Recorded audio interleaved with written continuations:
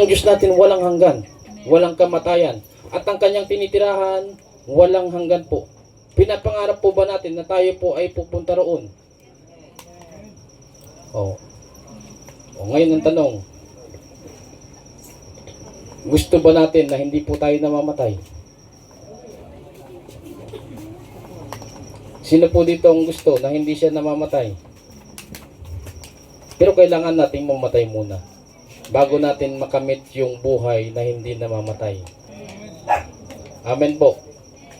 Okay, tuloy po natin. Isang hiwaga.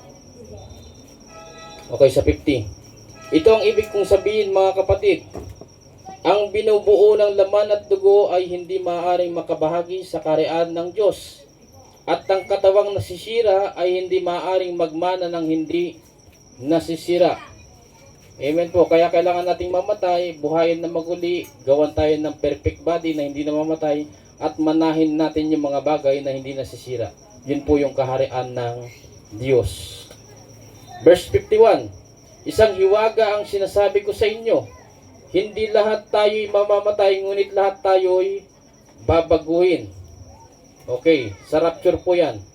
May mga, sa pagbabalik po ng Panginoong Yeshua, hindi na tayo kailangan patayin, kundi aagawin na yung sa Kanya. Okay. Verse 52, sa isang sandali, sa isang kisap mata, kasabay ng huling pag-ihip ng trumpeta, sapagkat sa pagtunog ng trumpeta, ang mga patay ay muling bubuhayin at di na muling mamamatay. Babaguhin tayong lahat. Hallelujah. Ang ating katawan na nabubulok ay mapapalitan ng hindi nabubulok. At ang katawang namamatay ay mapapalitan ng katawang hindi mamamatay. Ayan, may pangako po ang Diyos. Nabibigyan tayo ng katawang hindi nabubulok, hindi namamatay. Verse 54. Kapag ang nabubulok ay napalitan na ng di nabubulok, at ang may kamatayan ay napalitan ng walang kamatayan, matutupad na ang sinasabi sa kasulatan. Nalupig na ang kamatayan. Lubos na ang tagumpay. Nasaan o kamatayan ang iyong tagumpay? Nasaan o kamatayan ang iyong kamandag? Ang kamandag ng kamatayan ay ang kasalanan. Nako po ninyo, kaya po nakapasok ang kamatayan sa sangkatauhan kasi dahil sa kasalanan. Amen po. Doon po sa Garden of Eden, dati walang kasalanan. Ano po yung kasalanan? Pagsuway sa utos ng Diyos. Ilan po ang utos doon sa Garden of Eden? Isa lamang po. Ano po yung utos na yun? Huwag kayong kakain ng prutas na nasa gitna ng garden. Bakit po nagkaroon ng kasalanan? Nandyan po si Satanas. Ano po ang trabaho ni Satanas? Udyukan ang mga tao na suway ng utos ng Diyos. Kapag sinabi ng Diyos, huwag kumain, ang trabaho po ni Satanas, sasabihin niya, kumain kayo. Nako po ninyo, laging ganyan po ang trabaho ni Satanas. Kapag sinabi ng Diyos, umupo, sasabihin ni Satanas, tayo. Pag sinabi ng Diyos, abante, sasabihin ni Satanas, atras.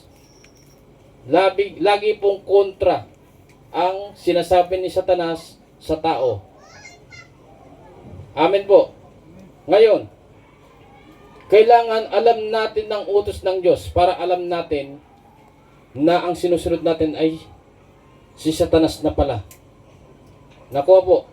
Kailangan hindi po tayo mangmang sa salita ng Diyos. Kapag sinabi ni Satanas, upo, sasabihin mo, hindi naman yan ang inuutos ng Diyos eh. Ang utos ng Diyos, tayo. Nakuha po ninyo. Kapag sinabi ni Satanas, magpakasama ka, madali mong sabihin, hindi naman yan ang utos ng Diyos eh. Ang utos ng Diyos, magpakabuti. Nakuha po ninyo. Saan po tayo dapat kumampi? Sa Diyos na mabuti o sa Diyos na masama? Sino po yung Diyos na mabuti? Ang Diyos natin na lumikha sa atin. Amen po tayo. Amen po ba? Amen po ba? Ang sino po yung Diyos na masama? Si Satanas. Kaya nga po, sa mundo natin, dalawa ang klase ng tao. Masama at mabuti. Amen po ba? Kung ano yung pagkatao natin ngayon, yun tayo na pong sumagot kung kanino tayo. Amen po. Amen po. Kaya kung gusto nating masabi na tayo sa Diyos na mabuti, kailangan mag-reflect po na tayo po ay mabuting tao. Kasi hindi po tayo nalikha ng Diyos para maging masama. Nung nilikha po ba ng Diyos si Eva at Adan, masama na po ba kagad sila? Ulitin ko po yung tanong. Nung nilikha po ba ng Diyos si Eva at Adan, masama na po ba kagad sila? Hindi. Bakit sila sumama? May nagpasama. Sino po yung nagpasama sa kanila? Yung Diyos ng kasamaan. Sino po yun? Si Satanas. Amen po. Ngayon, bakit po tayo nag-aaral ngayon ng salita ng Diyos? Para makabalik po tayo sa dating disenyo ng Diyos. Amen po. At kapag natauhan tayo, ako. Hindi pala ako dapat maging masama kasi hindi yun ang disenyo sa akin ng Diyos. Ang kabayaran ng kasalanan ay kamatayan. Ang kabayaran ng kasalanan ay kamatayan. Bakit nagkaroon ng kamatayan ng tao? Dahil sa kasalanan. Kung hindi po sumuway si Eva at Adan sa Garden of Eden, sana po walang buhay, walang namamatay po ngayon. Amen po. Palawakin po natin ang ating imahinasyon. Kung si Eva at Adan po, na ating ninuno na nakatira sa Garden of Eden, hindi po sila sumuway sa utos ng Diyos, sana hanggang ngayon buhay pa rin sila. At tayo rin po, naabutan sana natin yon, hindi tayo namamatay. Bakit? Bakit nagkaroon ng kamatayan ng tao? Kasi nahiwalay sa Diyos. Nung una po, nakakausap ang Diyos, harap-harapan, nalalapitan natin. Saan po nanggagaling ang buhay? Saan po nanggagaling ang buhay? Sa Diyos. Ngayon, kapag lagi kang nakadikit sa Kanya, nakakonekta sa Kanya, hindi ka mamamatay. Amen po ba? Amen. Kaso, nagkasala ang tao. Ang kabayaran ng kasalanan ay kamatayan, kamatayang espiritual. Ano po ang ibig sabihin ng kamatayang espiritual? Pagkahiwalay sa Diyos. Ngayon, kapag nahiwalay ka sa pinanggagalingan ng buhay, ano po mangyayari? Mamamatay. Amen. Amen po. Amen. Ngayon, gusto ng Diyos tayo makabalik sa buhay na walang hanggan. Kaya po pinababa niya ang Panginoong Jesus. Amen. O baba ka doon, anak. Isalba natin ang mga tao. Magpapako ka sa krus. At ang sino mang maniwala sa iyo, sumampalataya sa ginawa mo sa krus, ay maligtas. Amen po. Amen. Amen po ba? Gusto po ba nating maligtas? Ang tanging gagawin lamang po natin, manampalataya kay Kristo. At sasabihin ko po sa inyo, walang mananampalataya kay Kristo na masama. Lahat po ng lumalapit kay Kristo ay nagiging mabuting tao. Bakit po nagiging mabuting tao ang lumalapit kay Kristo? Kasi ang katuruan po ni Kristo ay mabuti. Amen. Nung bumaba po ba si Kristo dito sa lupa, nagpapako lang ba siya? Nagturo din po siya. Amen po ba? Hindi lamang siya nagpapako, kundi nagturo po siya. Nakuha po ninyo? Ngayon yung katuruan po ni Kristo, para po ba pasamain yung tao o pabutihin? Common sense lang po. Nung nagturo po si Kristo, ano po yung katuruan niya? Magpakasama kayo o magpakabuti kayo? Magpakabuti po. Kaya wala pong mananampalataya kay Kristo na masamang tao. Lahat po ng nagsisimulang sumampalataya kay Kristo ay napapabuti. Nababago hanggang pumasok siya sa buhay kabanalan. Amen po ba? Habang lumalapit ka kay Kristo, naririnig mo na yung tinig niya, yung katuruan niya. At kapag narinig mo na yung tinig niya, katuruan niya, nagkakaroon ka ng pagkakataon baguhin yung sarili mo. nagkakaroon ka ng pagkakataon magsisi. Amen po ba? Pero kung sinasaraduhan mo yung tinig mo, ayokong makinig. Mahal ko itong ginagawa ko, masarap. Di po, masarap ang kasalanan. Amen po ba? Amen. Ngayon, dahil masarap ang kasalanan, lumalayo ka sa Diyos, ayaw mong pakinggan ang kanyang tinig. Nakaw po ninyo. Pero kung maibigin ka, natutuwa po ako sa mga yung mga nag-stay, mga nakinig. Ngayon, dahil napapakinggan nyo ito ngayon, kapag may napakinggan, may natutunan. At kapag may natutunan, may isasagawa. Amen po. Kaya yung mga napapakinggan po ninyo, huwag nyo pong sasayangin. Gawin nyo po yung puhunan. Hallelujah. Yan na po yung stepping stone ninyo para tuluyang makalapit sa Diyos. Amen po ba? Huwag na po ninyong kakalimutan yung napakinggan ninyo ngayon, gabi. Amen po ba? Amen. Okay. Tuloy po natin. Verse 53, 56.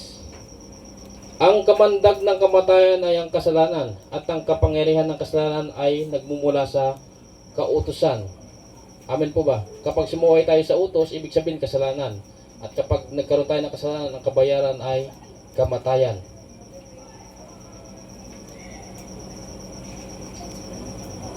Verse 57.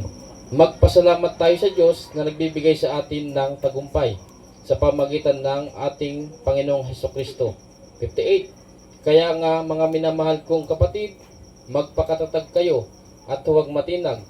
Maging masipag kayo palagi sa paglilingkod sa Panginoon. Dahil alam ninyong hindi nasasayang ang inyong pagpapagal para sa Kanya. Hallelujah. Tinatawag po tayo ng Panginoon na lumapit sa Kanya hindi para maging tamad sa paglilingkod. Amen po ba? Dati rin po kami katulad ninyo na wala kaming ka-interes-interes sa Biblia. Hallelujah. Hindi namin ito binabasa, hindi kami nagsisimba. Basta alam namin nabubuhay kami araw-araw, ginagawa namin yung gusto namin, pero hindi po yan ang disenyo ng Diyos eh. Amen po ba? Amen po. Kailangan marunong tayong tumanaw ng utang na loob na tayo binuhay ng Diyos. Kailangan tumawag pa rin tayo sa Kanya, gumigising tayo tuwing umaga, pasalamat tayo, pag matutulog na tayo, pasalamat tayo, walang nangyari sa buong maghapon. Di ba? Kapag humihinga tayo ng normal, pasalamat tayo. Tumitibok yung puso natin, pasalamat tayo. Lahat ng internal organ natin gumagana, pasalamat tayo. Yan po ang disenyo ng Diyos sa atin. Kailangan marunong tayong tumawag sa Kanya, magpasalamat, magpuri, sumamba. Huwag po tayong maging tamad sa paglilingkod sa Diyos. Amen po ba? At kapag nakita ng Diyos na ikaw ay marunong magpasalamat, hallelujah, ikaw yung taong napakalusog. Iingatan ka niya. Amen po ba? Amen. Hindi niya hayaan na magkaroon ka ng sakit sa puso, sakit sa kidney, diabetes, depression. Bakit hindi niya hayaan na ikaw ay magkasakit? Natutuwa siya sa iyo. Bakit siya natutuwa sa iyo? Marunong kang magpasalamat. Marunong kang sumamba. Marunong kang manalangin. Marunong kang maglingkod. Amen po ba? Nagagamit ng Diyos yung buhay mo. Kahit nga tayong mga tao, kapag may paborito tayong gamit, kunyari, paborito mo yung sapatos mo, di ba iniingatan mo yan na huwag masira? Paborito mo yung relo mo, iniingatan mo yan na huwag masira.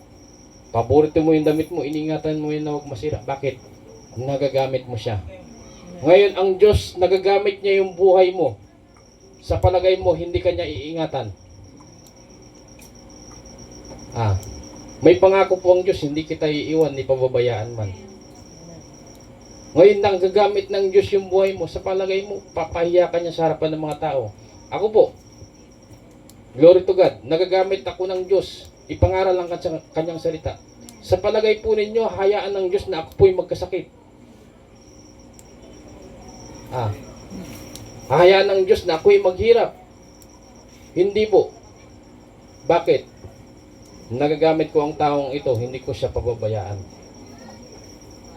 Glory to God po. Amen po. Nagagamit ko ang taong ito, hindi ko siya gugutumin. Nagagamit ko ang taong ito, hindi ko siya hayaang mamulubi. Nagagamit ko ang taong ito, hindi ko siya hayaang maging laman ng ospital. Amen po. Sino pa kaya ang maglilingkod sa Diyos kung nagagamit siya, laman siya ng ospital? Ay, ayoko nang magpagamit sa Diyos kasi magiging laman ako ng ospital. Diba? Amen po.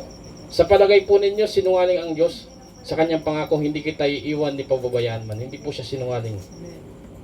Amen po ba? Kaya kailangan po nating i-exercise yung ating pananampalataya. Amen po. At kapag nanampalataya tayo ng tuluyan, meron tayong buhay na walang hanggan. Gusto po ba natin yon? Buhay na walang hanggan. Pero dalawa po yan eh. Buhay na walang hanggan sa langit o buhay na walang hanggan sa impyerno. Babalik po tayo doon sa tatlong sangkap ng katawan po natin. Katawan, kaluluwa at espiritu.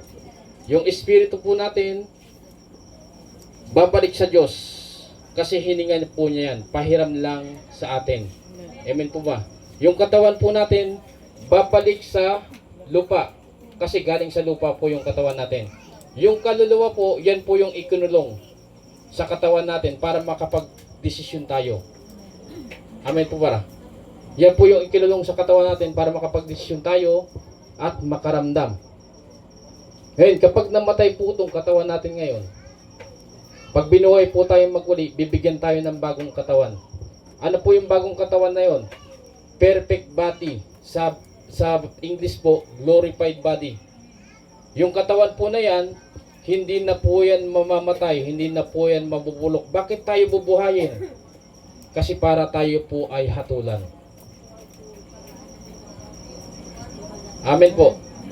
Yung perfect body, masama o mabuting tao, bubuhayin na mag-uli, bibigyan ng perfect body. Bakit? Para hatulan. Para humarap sa hukuman ng Diyos. Amen po ba? Amen po ba? Amen. Sa pagharap mo sa hukuman ng Diyos, sumampalataya ka ba sa aking anak o hindi?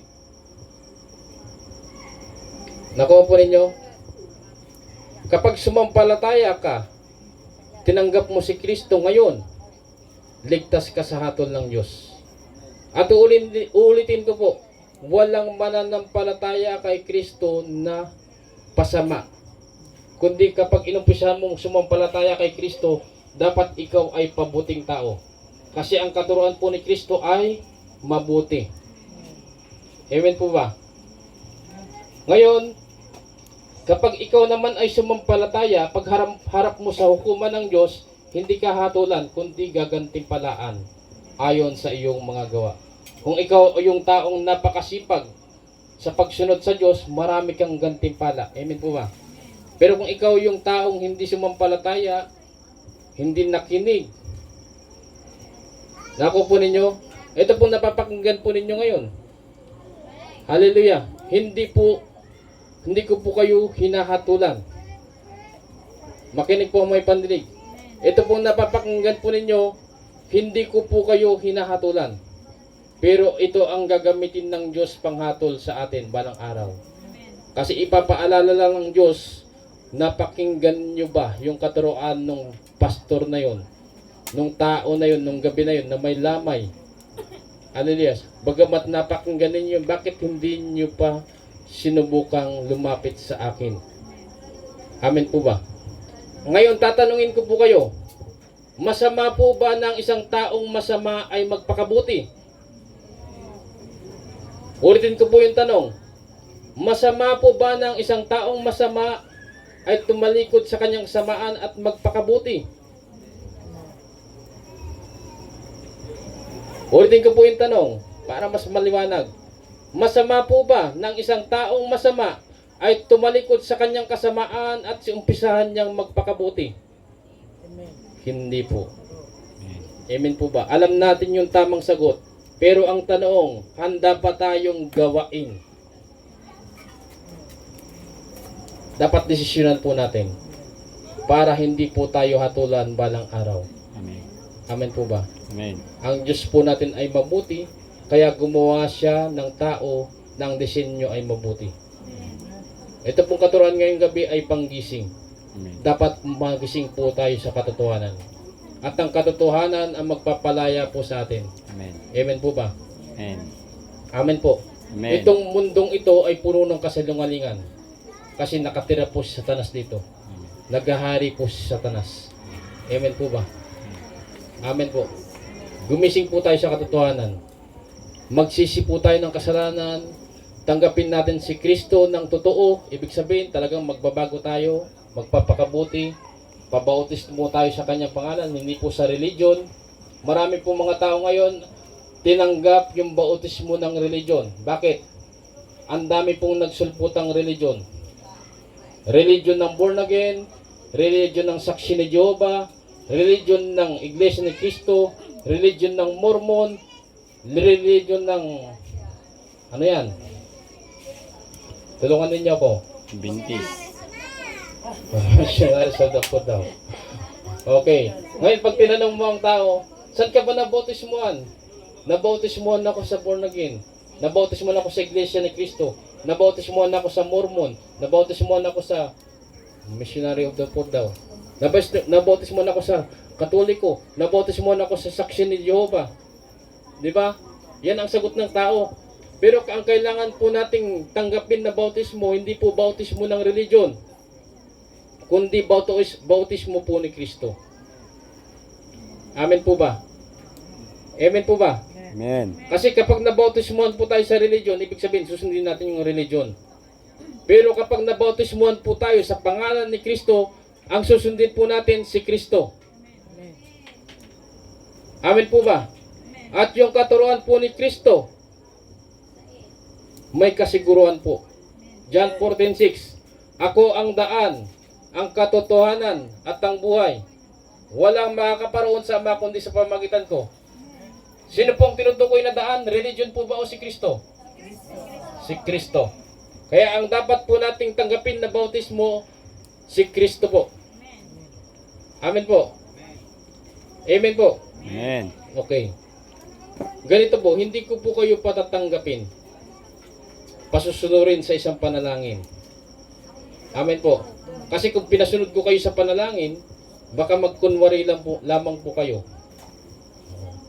Sabihin mo, tinatanggap ko si Kristo bilang Panginoon at tagapagligtas. Pwede po kasing pwede kasing pikiin eh. Amen po ba? Ang pagtanggap kay Kristo.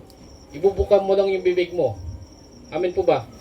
Pero ganito, kung talagang gusto nyo tanggapin si Kristo, mamaya pagtulog ninyo, kapag wala na ako sa harapan ninyo, hallelujah, seryosohin po ninyo. Gusto kong subukan yung napakinggan ko sa taong iyon. Gusto kong magbagong buhay. Panginoon, tulungan po ninyo ako. Panginoon, gusto kong maligtas ang aking kaluluwa. Panginoon, gusto kong makamtan ang buhay na walang hanggan, kapiling kayo. Kinatanggap ko po si Kristo sa aking buhay. Hindi ko kaya magbago sa sarili ko, pero alam ko kaya ninyo, nabaguhin po ninyo ako. Tinatanggap, pinapapasok ko ang Panginoong Hesus sa aking puso. Yan po yung gawain ninyo mamayang gabi. At ngayon, kapag ginawa ninyo yan nang wala ako sa harapan ninyo, yun po ang totoo. Yun po ang seryoso. Pero ngayon, kapag sabihin ko, i-guide ko kayo, tayo kayo. Sabihin mo, tinatanggap ko si Kristo, pwede mo pang pikiin yan. Amen po ba? Pwede kong nahihiya ka. Pag hindi ako sumunod, nahihiya ako, baka sabihin, hindi ako sumunod. Pero mamayang gabi, pagtulog mo, ginawa mo yan na wala ako sa harapan mo. Hallelujah. Mas maganda po yun. Amen po. Okay. Ang mundo pong ito, Pastor TG,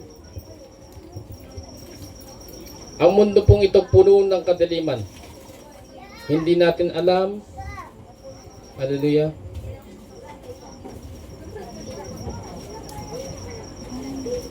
Praise God.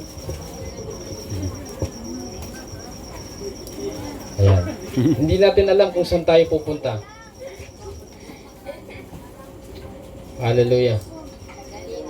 Ito pong mundo natin ay puno ng kadiliman. Amen po ba? Amen. Kailangan natin ng liwanag. Sino po yung liwanag? Si Kristo po. Amen po ba? May babasahin po ko sa inyo. John 8:12.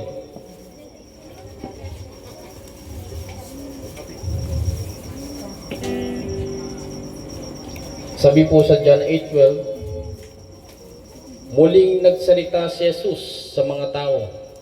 Sinabi niya, ako ang ilaw. Sino po ang nagsabing siyang ilaw? Si Kristo po. Siya mismo sa sarili niya, sinabi niya, ako ang ilaw. Ulitin ko po, John 8:12, muling nagsalita si Jesus sa mga tao. Sinabi niya, ako ang ilaw ng sanlibutan. Ang sumusunod sa akin ay magkakaroon ng ilaw. Sino po yung magkakaroon ng ilaw? Yung sumusunod po kay Kristo. Ang sumusunod sa akin ay magkakaroon ng ilaw sa kanyang buhay at di nalalakad sa kadiliman.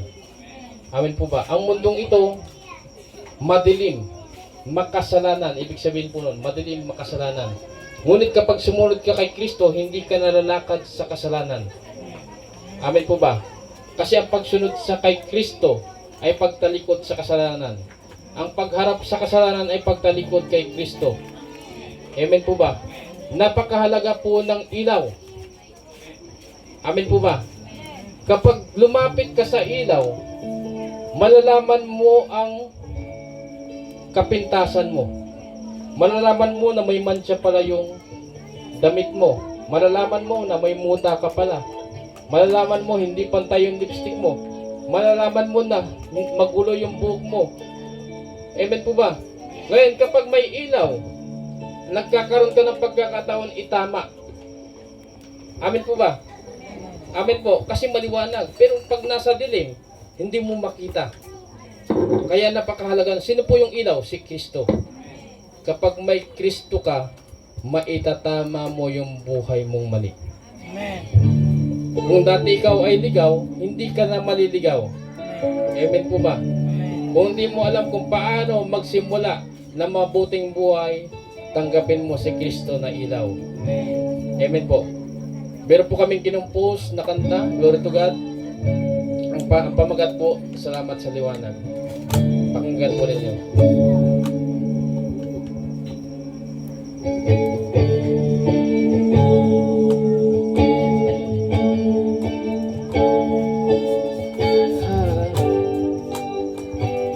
Hallelujah. Napakasarap makamtan ang liwanag ni Kristo.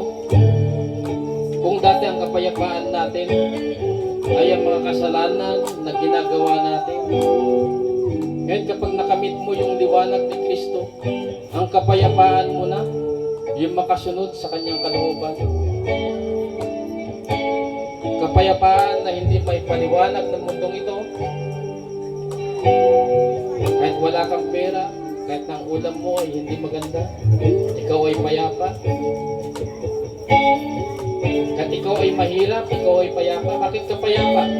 Kasi alam mo na kapag nawala ka sa mundong ito, meron kang matutunguhan na magandang buhay, magandang lugar.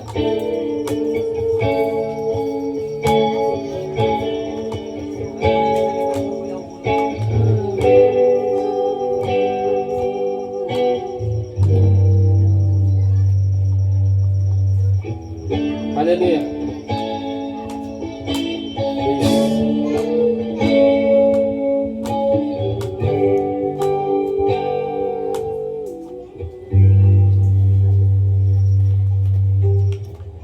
Di ko alam saan magsisimula, ano aking magagawa, kanino magtitiwala.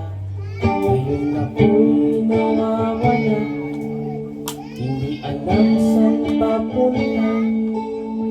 Nakakita ko ngayon ng liwanag sa Kanya. Siya ang Diyos na nagbigay daan. Binigay si Jesus, Magliwanag sa akin,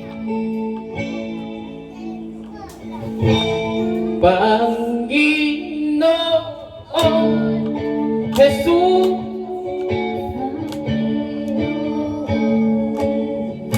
Salamat sa iyo, niligtas mo ako.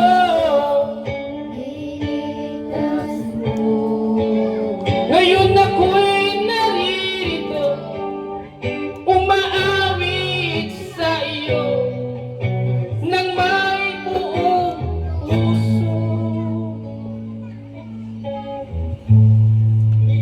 Salamat sa iyo.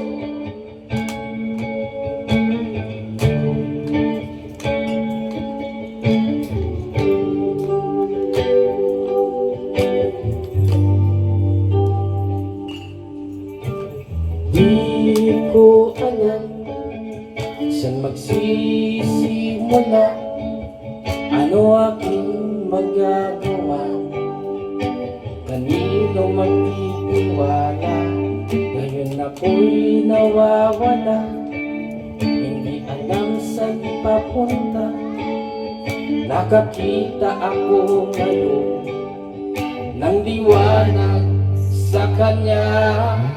Siya ang Diyos na nagbigay daan, binigay si Jesus magliwanag sa akin.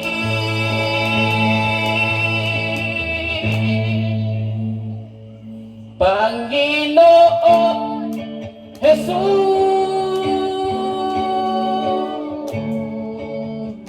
salamat sa iyo, niligtas mo ako. Ngayon ako'y narito, umaawit sa iyo nang may buong puso.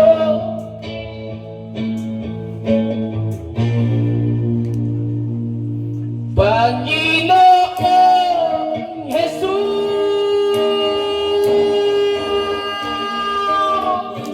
salamat sa iyo, niligtas mo ako. Ngayon ako'y narito, umaawit sa iyo nang may buong puso.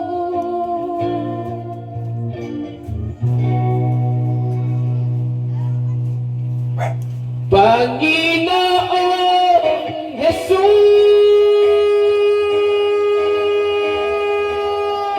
salamat sa iyo, niligtas mo ako. Ngayon ako'y narito, umaawit sa iyo nang may buong puso. Hallelujah. Salamat sa iyo.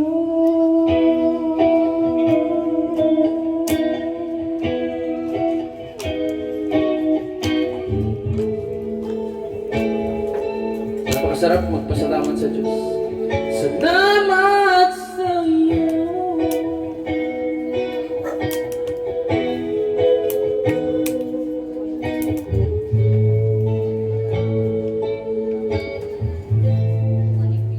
Salamat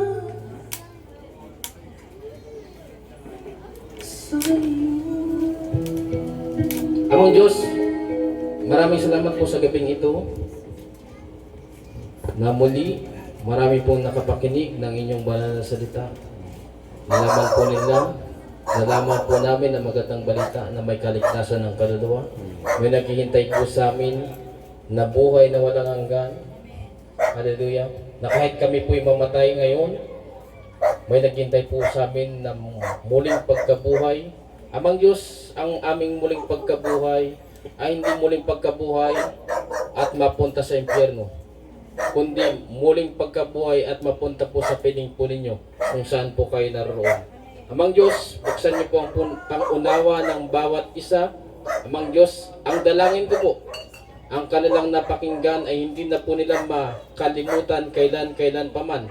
Ito po hindi maagaw ng diablong kaaway na si Satanas. Amang Diyos, ito pong kanilang napakinggan, aming napakinggan, hallelujah, ay tumubo balang araw. Hindi man po ngayon, balang araw maalala po namin na kami po ay nilikha ninyo, hindi para maging masamang tao, kundi para maging mabuting tao. Amang Diyos, tulungan po ninyo kami na sumampalataya sa Panginoong Yeshua. Salamat po. Ito po ang aming dalangin sa pangalan ng Panginoong Yesus. Amen. Maraming salamat po sa inyong pakikinig. Hallelujah. Nanay Elena, maraming salamat po. Sa buo pong pamilya, maraming salamat po. Binigyan po ninyo kami ng oras na makapagsalita dito. Hallelujah. Isang video po na mapaparating po sa inyo ang Ebanghelyo. Glory to God po. God bless po.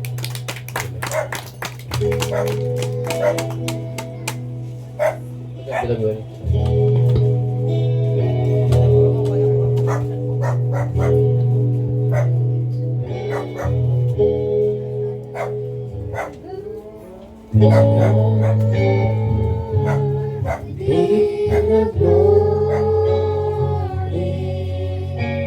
To God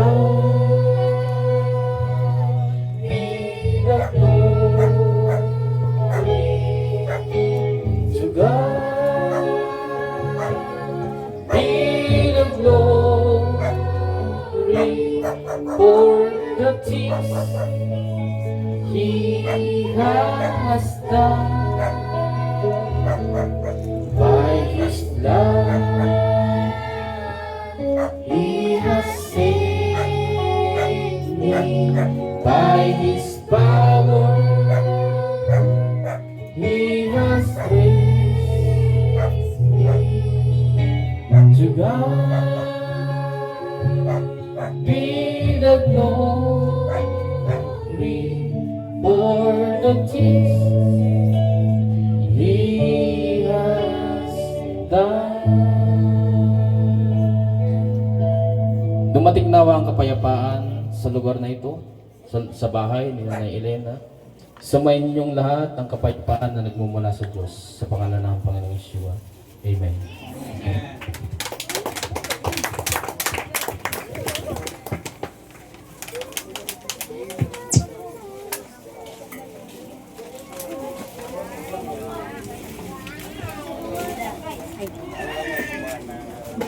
Kain po tayo. Go, Karen! Kain muna po. Bye-bye. Bye-bye. Kain na po kayo. Bye-bye. Kain na po.